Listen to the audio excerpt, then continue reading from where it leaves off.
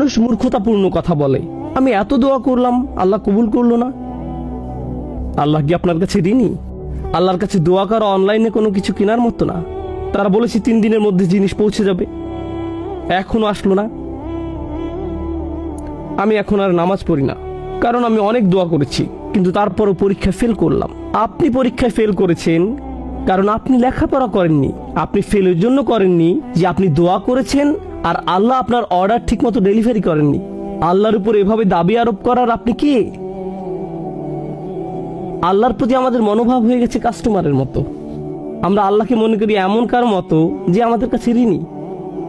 ফাবিআইয়ি আলাই রাব্বিকুমা তুকাযযিবান। আমাদের দোয়াও হয়ে গেছে অহংকারপূর্ণ। খেয়াল করেছেন বিষয়টা? আল্লাহর কাছে আমাদের চাওয়ার ধরনও হয়ে গেছে অহংকারপূর্ণ।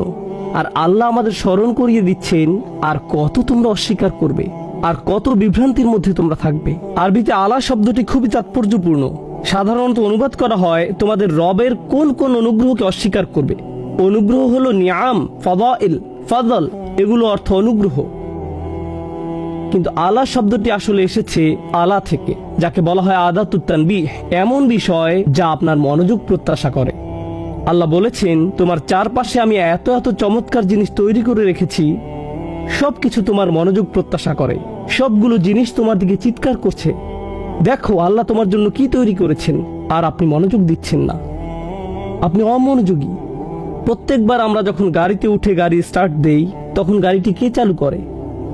প্রত্যেকবার যখন আপনি পা দিয়ে ব্রেক চাপ দেন কারণ সামনে ট্রাফিক পুলিশ, কে ব্রেকটি কাজ করায়? BMW এটা করে না, আপনার নতুন ব্রেক প্যাডও এটা করে না। এটা আল্লাহ যিনি গাড়িটিকে থামান। ইউরসিলু আলাইকুম হাফাজা, তিনি তোমাদের জন্য প্রতিরক্ষাকারী ফেরেশতা পাঠান, সব সময় আপনাকে নিরাপত্তা দেওয়ার জন্য। আমাদের প্রত্যেকের চারপাশে ফেরেশতাদের নিরাপত্তা বেষ্টনী থাকে, যাদেরকে আল্লাহ নিয়োজিত করেছেন।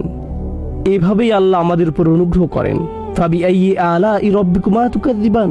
আমার এক বন্ধু একবার এখান থেকে নিউ অরলিন্সে সড়ক পথে যাচ্ছিল, আর তার গাড়ির চাকার 3টি বা 4টি স্ক্রু খুলে গিয়েছিল।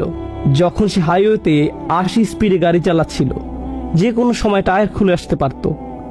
3টা অথবা 4টা স্ক্রু খুলে গিয়েছিল, আর তার এই সম্পর্কে কোনো ধারণা ছিল না। আর এভাবেই সে ওইখানে পৌঁছলো। এরপর যখন গাড়ি পার্ক করলো, তখন চাকাটা খুলে পড়লো। তখনই চাকাটা খুলে পড়লো। যখন এটা ঘটলো, আল্লাহ আমাকে রক্ষা করেছেন। কিন্তু আপনি জানেন কে স্ক্রুগুলো লাগিয়ে রাখেন আমাদের জন্য? আমরা মনে করি ঘটনাটি ছিল বিস্ময়কর, কারণ তখন স্ক্রু খুলে গিয়েছিল। কিন্তু কে এগুলো লাগিয়ে রাখেন? আমরা কত দূরে চলে যাই, অথচ আল্লাহ আমাদের কত নিকটে।